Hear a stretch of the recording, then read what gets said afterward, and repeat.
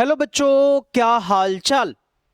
आज आपके बीच हम लेकर आए हैं केमिस्ट्री का सेकंड लेक्चर क्लास, जिसमें हम लोग रासायनिक अभिक्रिया और रासायनिक समीकरण के सारे बेसिक जो टर्म्स हैं वो एक एक टर्म्स को हम लोग यहां पर समझेंगे और केमिस्ट्री की बेसिक बातें जो हैं यहां पर हम क्लियर करेंगे।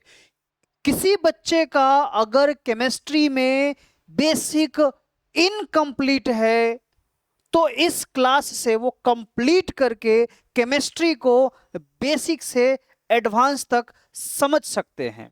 तो क्लास को बिना देर किए स्टार्ट करते हैं। तो चलिए हम लोग आज की लेक्चर को स्टार्ट करते हैं और इस पूरे केमिस्ट्री के आज लेक्चर 1 क्लास का बहुत शानदार तरीके से इसकी जो है एक एक फैक्ट, एक एक टॉपिक पर विस्तृत चर्चा करेंगे ताकि आपको केमिस्ट्री बेसिक टू एडवांस तरीके से समझ में आए। और अगर हमारी केमिस्ट्री की क्लास आपको अच्छी लगती हो तो अच्छा सा कमेंट भी कर दिया कीजिएगा, क्योंकि आपके कमेंट करने से हमें मोटिवेशन मिलेगा और हम आपके लिए और शानदार तरीके से इस टॉपिक को कवर कराएंगे। तो चलिए बच्चों हम लोग शुरू करते हैं इस टॉपिक को। तो ये आज की फर्स्ट टॉपिक क्या है, इसे हम लोग यहां से शुरू करते हैं। तो केमिस्ट्री में कुछ भी शुरू करने से पहले हमें बेसिक बात क्या होना चाहिए बच्चों, पता होना चाहिए। तो क्या क्या बेसिक बात पता होना चाहिए? तो सबसे मोस्ट इंपॉर्टेंट ये चीज है कि केमिस्ट्री की शुरुआत कैसे होती है, केमिस्ट्री कहां से शुरू होता है। ठीक है, ये सबसे इंपॉर्टेंट चीज है। और केमिस्ट्री की स्टडी में किन किन साइंटिस्टों का योगदान रहता है, किन किन साइंटिस्टों ने इस पे काम किया है। तो केमिस्ट्री अपने आप में एक बहुत बड़ा बिग सब्जेक्ट है और इसमें बहुत सारे साइंटिस्टों ने वर्क किया है। बहुत सारे साइंटिस्टों का कंसेप्ट आप केमिस्ट्री के अंदर पढ़ते हैं। एक्चुअली में केमिस्ट्री है क्या, तो हम लोग एक एक करके इसको समझते हैं। तो सबसे पहले समझते हैं कि पहला ही है हमारा कि रसायन विज्ञान का जनक या रसायन विज्ञान का जनक किनको कहा जाता है। यानी रसायन विज्ञान का जनक जो है एंटोनी लेवोजियर को कहा जाता है। किनको कहा जाता है? एंटोनी लेवोजियर को कहा जाता है। क्यों कहा जाता है? क्योंकि एंटोनी लेवोजियर ने केमिस्ट्री में बहुत सारे बेसिक कंसेप्ट्स को जो है क्लियर कराया और केमिस्ट्री को अरेंज फेज में रखने का काम किया, यानी अरेंजिंग फेज में। देखो, किसी को फादर ऑफ केमिस्ट्री या फादर ऑफ बायोलॉजी या फादर ऑफ फिजिक्स तभी माना जाता है जब वे उस केमिस्ट्री यानी उस सब्जेक्ट में बहुत ज्यादा वर्क करते हैं। जैसे एंटोनी लेवोजियर, एंटोनी लेवोजियर की बात करें तो एंटोनी लेवोजियर जो हैं इन्होंने नाइट्रोजन की खोज करी थी। नाइट्रोजन की, इन्होंने किसकी खोज करी थी?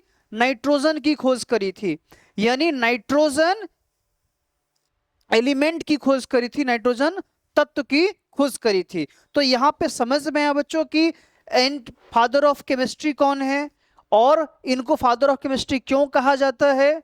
ठीक है, और इन्होंने किस चीज की खोज करी थी। ठीक है, अब आगे बात करते हैं कि केमिस्ट्री की शुरुआत आखिर कहां से होता है बच्चों। तो केमिस्ट्री में सबसे पहला ऑब्जेक्ट हम लोग जो पढ़ते हैं, यानी सबसे पहली चीज जो पढ़ते हैं वो क्या होता है? पदार्थ से शुरू करते हैं। तो यहां भी हम लोग क्या चीज शुरू करेंगे? पदार्थ से शुरू करेंगे। हालांकि यह चैप्टर रासायनिक अभिक्रिया और रासायनिक समीकरण का है, लेकिन मैंने बेसिक से इसलिए स्टार्ट किया है ताकि जिनको पदार्थ का कंसेप्ट नहीं पता हो या इससे जुड़े और टॉपिक्स के बारे में नहीं मालूम हो, बच्चे इजीली यहां से समझकर केमिस्ट्री के साथ एक एक चीजों का कोरिलेशन जो है, यानी एक बॉन्डिंग अच्छे से कर सकते हैं। तो चलिए बच्चों हम लोग आगे बात करते हैं। पदार्थ, पदार्थ यानी पदार्थ कहते किसको हैं? सबसे पहले ये, तो जो स्थान घेरे, क्या करे?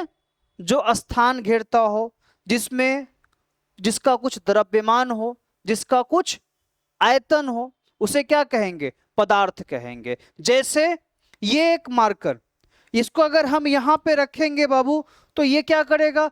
कुछ स्थान क्या करेगा? छेक लेगा, यानी कुछ स्थान घेर लेगा। इसका कुछ क्या होगा? आयतन होगा, और इसका कुछ वेट होगा। तो ये क्या कहलाएगा? पदार्थ कहलाएगा। क्या कहलाएगा? पदार्थ। बहुत सिंपल सी बात है। तो जो वस्तु स्थान घेरता हो, जिसमें खुद का द्रव्यमान हो, जिसका आयतन हो, वो क्या कहलाता है? पदार्थ कहलाता है। बेसिक सी बात, समझ में आ गई बात? चलिए, अब इन पदार्थों को जो है शुद्धता के आधार पर, पदार्थ जो है प्रकृति में दो तरह से होते हैं, एक शुद्ध पदार्थ, एक अशुद्ध पदार्थ। यानी एक प्योर सब्सटेंस, एक प्योर मैटर, और एक इम्प्योर मैटर। तो शुद्धता के आधार पर पदार्थ कितने प्रकार के होते हैं बच्चों? तो दो प्रकार के होते हैं। कितने प्रकार के होते हैं? दो प्रकार के। कौन? शुद्ध पदार्थ, इसको प्योर मैटर बोलेंगे, और दूसरा क्या होता है? अशुद्ध पदार्थ, जिसमें इम्प्योरिटीज मिला हो, अशुद्धियां मिला हो, उसे हम क्या बोलेंगे? अशुद्ध पदार्थ। अब यानी वह पदार्थ जिसमें अशुद्धि मिला हो, उसे अशुद्ध पदार्थ बोलेंगे, ठीक है। और वह पदार्थ जिसमें अशुद्धि नहीं मिला हो, उसे क्या कहेंगे? शुद्ध पदार्थ कहेंगे। और शुद्ध पदार्थ के प्रकार कितने होते हैं? तो शुद्ध पदार्थ के बच्चों टोटल दो प्रकार होते हैं, तत्व और यौगिक, यानी एलिमेंट और कंपाउंड। अब तत्व के कितने प्रकार होते हैं? तो धातु, अधातु, उपधातु। और यौगिक के कितने प्रकार होते हैं? तो यौगिक भी दो प्रकार के होते हैं, कार्बनिक और अकार्बनिक। धातु का अगर एग्जांपल देखें तो लोहा क्या है? धातु है। तांबा क्या है? धातु है। चांदी क्या है? धातु है। वहीं अधातु का एग्जांपल अगर आप देखें तो सल्फर क्या है? अधातु है। फास्फोरस क्या है? अधातु है। और कार्बन क्या है? अधातु है। ये क्या है? ये अधातु है, ठीक है। और उपधातु क्या होता है? तो सिलिकॉन, जर्मेनियम, इसको इसी से क्या होता है? आज के टाइम में अर्धचालक जो सेमीकंडक्टर्स बनते हैं, इन्हीं उपधातुओं का सेमीकंडक्टर्स बनाया जाता है। या आप जो देखते हो सोलर पैनल्स वगैरह आप देखते हो, उसमें इसी सिलिकॉन का यूज किया जाता है, ठीक है। इसके बाद है यौगिक, कार्बनिक। तो इसमें क्या है? कार्बन दो प्रकार, मतलब यौगिक दो प्रकार के, कार्बनिक और अकार्बनिक। कार्बनिक का मतलब हो गया कि जो जिनको कहां पर, मैंने जो पेड़ पौधों से या जीव जंतुओं से जिनसे बाय प्रोडक्ट प्राप्त होता है, वो हमारा कार्बनिक होता है। आगे हम इसको और कंसेप्ट क्लियर करके समझेंगे यहां पर। तो ये इसका एग्जांपल अगर देखें तो शर्करा हो गया, यानी शुगर, यूरिया, प्रोटीन, ये सारे क्या हैं? कार्बनिक कंपाउंड्स। अकार्बनिक में जल हो गया, NaCl हो गया, सोडियम, अमोनिया हो गया, ये सारे क्या हैं? अकार्बनिक पदार्थ हैं, ठीक है। अब आ जाते हैं बच्चों अशुद्ध पदार्थ। तो अशुद्ध पदार्थ जिसमें अशुद्धि मिला हो। तो अशुद्धि मिलता किसमें बाबू? तो मिश्रण में। तो अशुद्ध पदार्थ के कितने प्रकार? यानी अशुद्ध को आप मिश्रण भी कह सकते हैं। तो अशुद्ध का एक प्रकार मिश्रण, और मिश्रण के कितने प्रकार बाबू? दो प्रकार। कौन कौन? समांगी मिश्रण और विसमांगी मिश्रण। समांगी मिश्रण किसमें? जैसे नमक का घोल तैयार किया होगा, ये क्या हो गया? समांगी, यानी समान अंग वाला पदार्थ में मिला हुआ है। चीनी का घोल, ठीक है, ये सारा क्या हो गया? समांगी हो गया। और विसमांगी, जैसे रेत और पानी को मिला दिया, दोनों का गुण अलग अलग है, दोनों एक दूसरे मिलेगा नहीं, तो ये क्या हो जाएगा? विसमांगी। तेल और पानी को मिला दिए, विसमांगी। क्लियर है? तो पदार्थ के कितने प्रकार है और पदार्थों का विभेद कैसे होता है, उसके टाइप्स क्या होता है, ये तो क्लियर हो गया बच्चों। अब आगे चलते हैं। अब अगला टॉपिक हमारा क्या है, इसी को डिटेल में अभी समझेंगे यहां पर। तो शुद्ध पदार्थ किसे कहते हैं?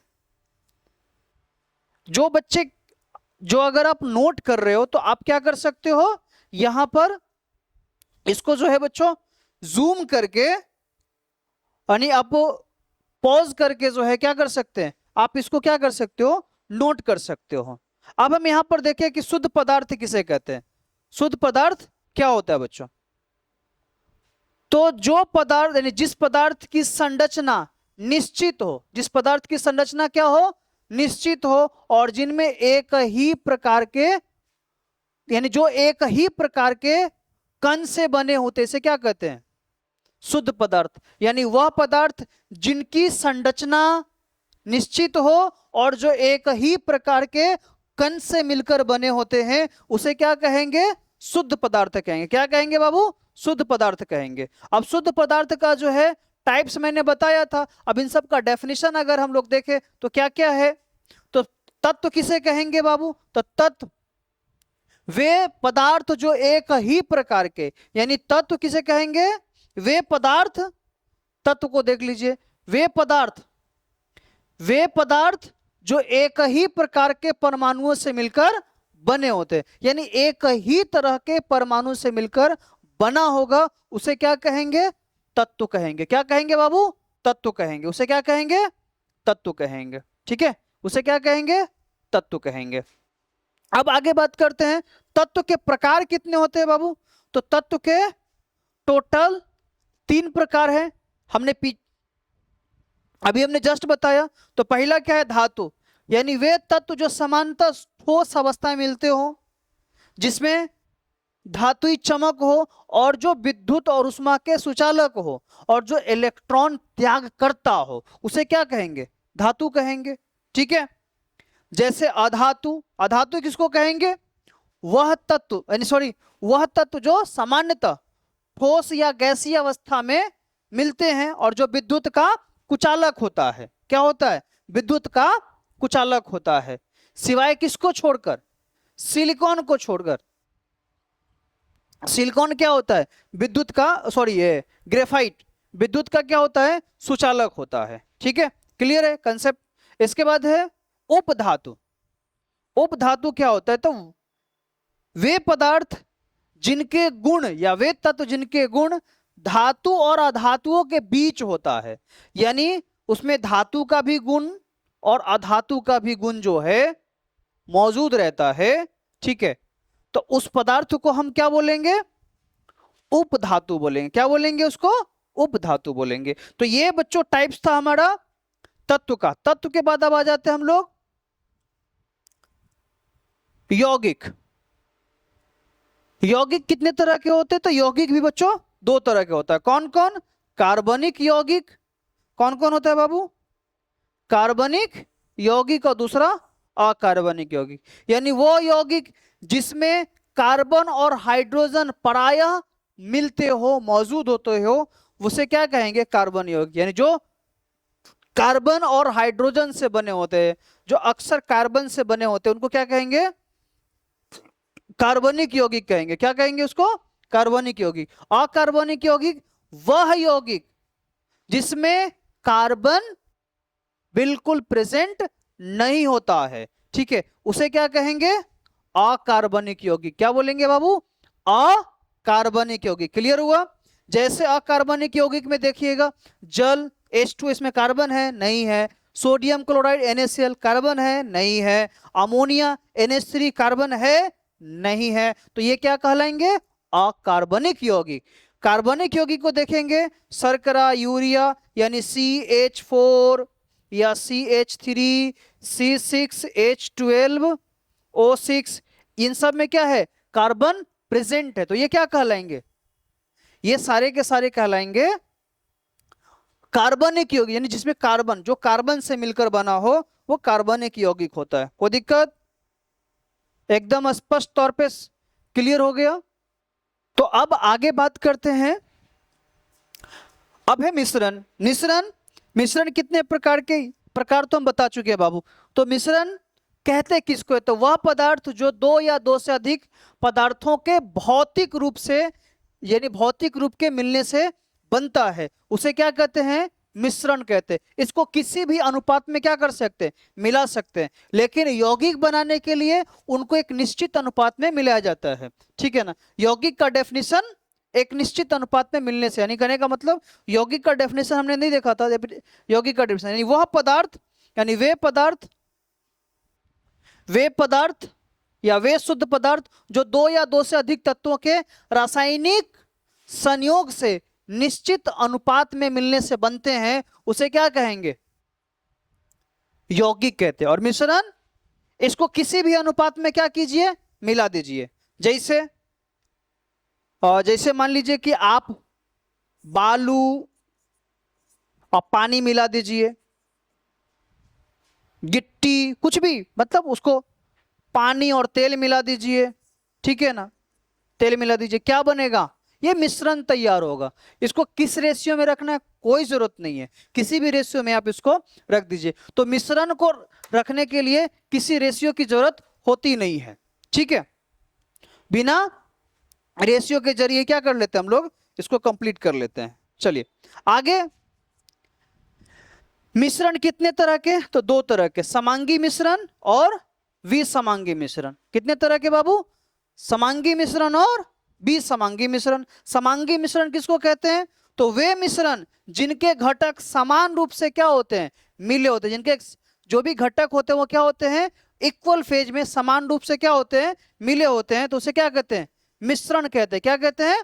मिश्रण कहते हैं, यानी समांगी मिश्रण कहते हैं। जैसे नमक का घोल, ठीक है ना, जैसे चीनी का घोल, जैसे हवा में बहुत सारे गैसें क्या होते हैं? मिले होते हैं, ठीक है। तो इसको क्या बोलेंगे? समांगी मिश्रण। अब यहां पर क्या है? विसमांगी मिश्रण। विसमांगी मिश्रण किसको कहेंगे भाई? वे मिश्रण जिनके घटक समान रूप में नहीं मिले होते, अलग अलग होते, उसको क्या बोलेंगे? विसमांगी मिश्रण कहेंगे। क्या कहेंगे उसको? विसमांगी मिश्रण। यानी उसके घटक जो है एक जैसे होते ही नहीं है, अलग अलग होते हैं, तो वही क्या कहलाएंगे? विसमांगी मिश्रण कहलाएंगे। Is that clear?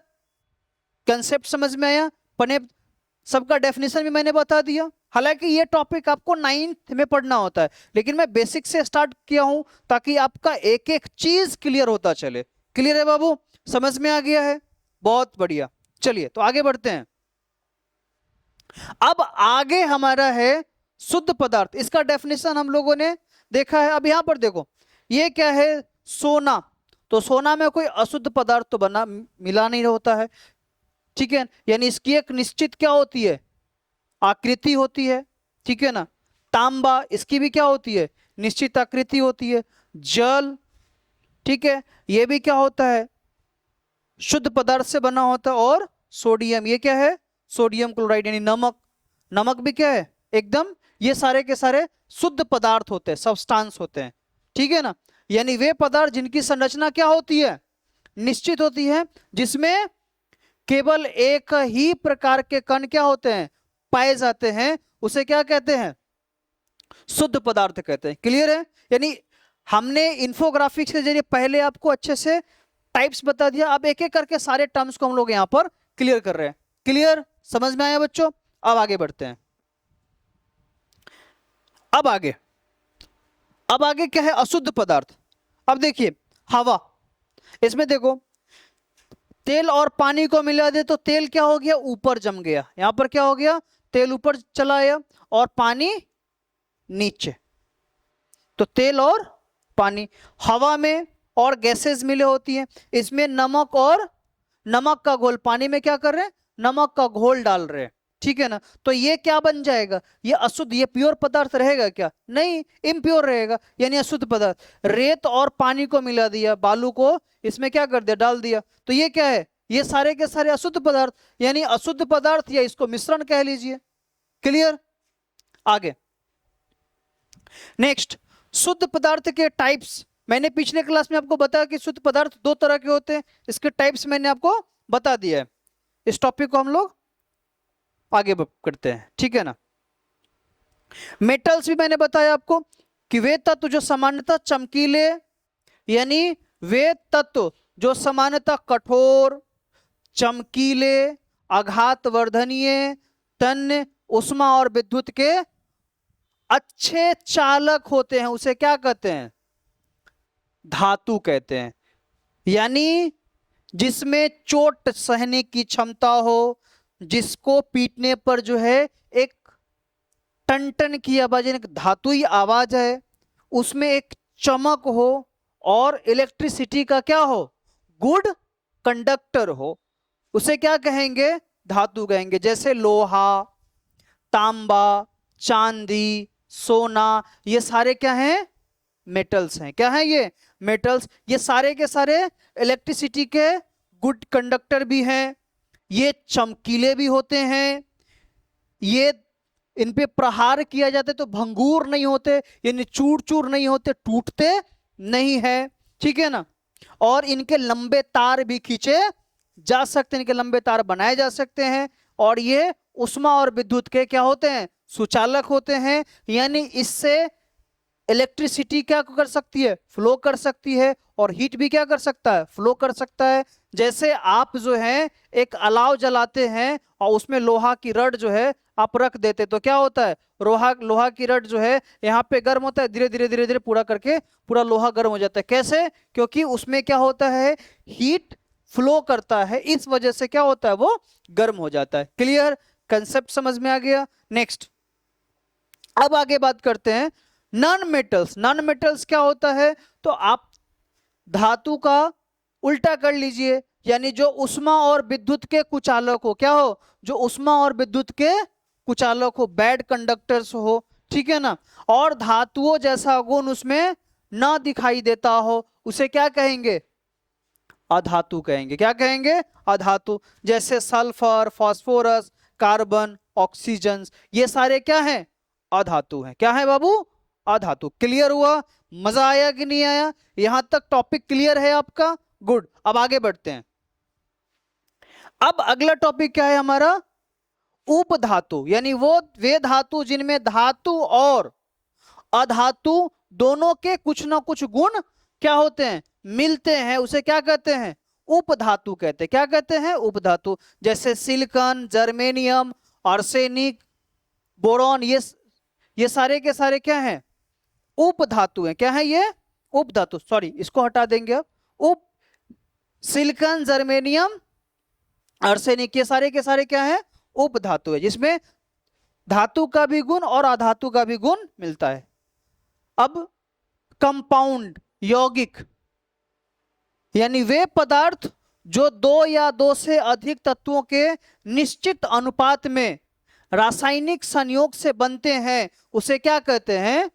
यौगिक कहते हैं। जैसे जल का देखेंगे तो H2O, यानी 2:1। जल जब भी बनेगा तो 2:1 में ही बनेगा। NaCl, यानी ये जब भी बनेगा तो 1:1 में ही बनेगा। इसको आप 2:1 करोगे नहीं बनेगा, इसको 1:1 करोगे नहीं बनेगा, क्योंकि ये क्या होता है? डेफिनिट, इसका अनुपात जो है निश्चित है, ठीक है, कि इसी अनुपात में मिलाएंगे तो बनेगा, अदरवाइज ये नहीं बनेगा। क्लियर? ओके। नेक्स्ट, आगे बात करें बच्चों तो यौगिक के टाइप्स की बात करते हैं। तो यौगिक के टाइप्स पहले ही बता चुके, फिर भी एक बार जिक्र कर रहे हैं। यौगिक दो तरह के, कार्बनिक यौगिक और अकार्बनिक। पहला क्या है आपको? कार्बनिक यौगिक। दूसरा हमारा क्या है? अकार्बनिक यौगिक। दूसरा हमारा क्या है? अकार्बनिक यौगिक। कार्बनिक यौगिक क्या किसको कहते हैं? यानी वह यौगिक जिनमें सामान्यतः कार्बन उपस्थित होता है। जिनमें सामान्यतः क्या उपस्थित होता है? कार्बन उपस्थित होता है। और जो प्रायः जीवित स्रोतों या कार्बनिक आधारित संरचनाओं से संबंधित होते हैं, यानी प्राणियों से मिलते हैं, उन्हें क्या कहते हैं? कार्बनिक यौगिक कहते हैं। जैसे शर्करा, यूरिया, प्रोटीन, वसा, ये सब किसी ना किसी जीव से हमें क्या होते हैं? प्राप्त होते हैं, ठीक है।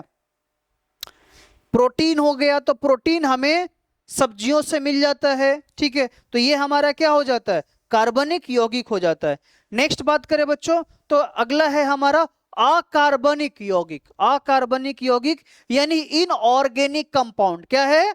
Inorganic compound. इनऑर्गेनिक कंपाउंड क्या होता है? वह यौगिक जो कार्बनिक यौगिक की श्रेणियों में नहीं आता है, जो कार्बनिक यौगिक की श्रेणियों में नहीं आता है, या जो हाइड्रोकार्बन यानी कार्बन और हाइड्रोजन की संरचना जिसमें नहीं होता है, जो केवल और केवल कार्बन से मिलकर बना होता है, ठीक है, वो कार्बनिक यौगिक। जिसमें कार्बन प्रेजेंट नहीं होता है वो अकार्बनिक यौगिक। सिंपल भाषा में आप क्या कह सकते हैं कि वह पदार्थ जो किससे बना हो?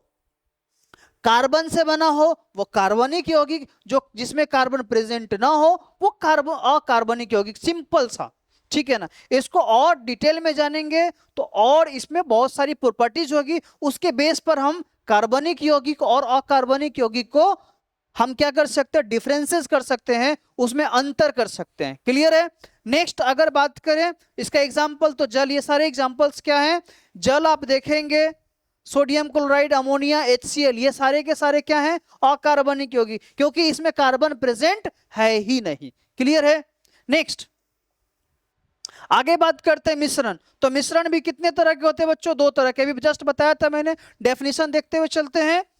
डेफिनेशन भी मैंने पिछले क्लास में बताया था, सॉरी पीछे भी बताया हूं जस्ट, कि वे मिश्रण यानी वे जिनके सभी घटक, यानी मिश्रण जिनके सभी घटक पूरे मिश्रण में समान रूप से क्या होते हैं, फैले होते हैं, उसको क्या कहते हैं, उसको समांगी मिश्रण कहते हैं। जैसे चीनी का घोल हो गया और नमक का घोल हो गया, ये सारे समांगी मिश्रण है, ठीक है ना। विसमांगी जिनको किसी भी अनुपात में मिला दो भाई, ठीक है ना, अलग अलग गुण वाले चीजों को मिला दो जिसकी पहचान हम अलग अलग कर सकते हैं, ठीक है ना, तो हमारा क्या होता है, विसमांगी मिश्रण। क्लियर है, स्पष्ट है।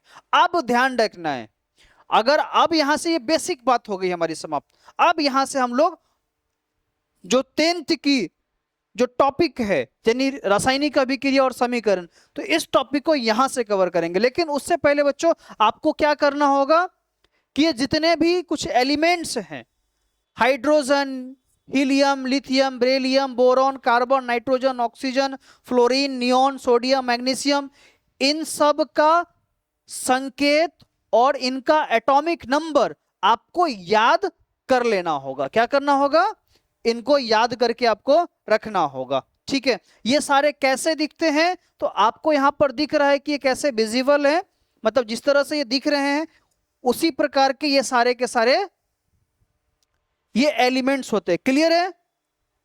किसकी क्या वैलेंस, सॉरी किसकी क्या एटॉमिक नंबर होता है, ये सारा यहां पर क्लियर है। नेक्स्ट अब आगे बात करते हैं कि कुल तत्वों की संख्या कितनी होती है बच्चों। तो कुल तत्वों की संख्या पीरियोडिक टेबल में 118 है। कितना है, 118। सबसे हल्का तत्व कौन होता है, हाइड्रोजन। कौन होता है, हाइड्रोजन। सबसे हल्का तत्व कौन होता है, हाइड्रोजन, ठीक है।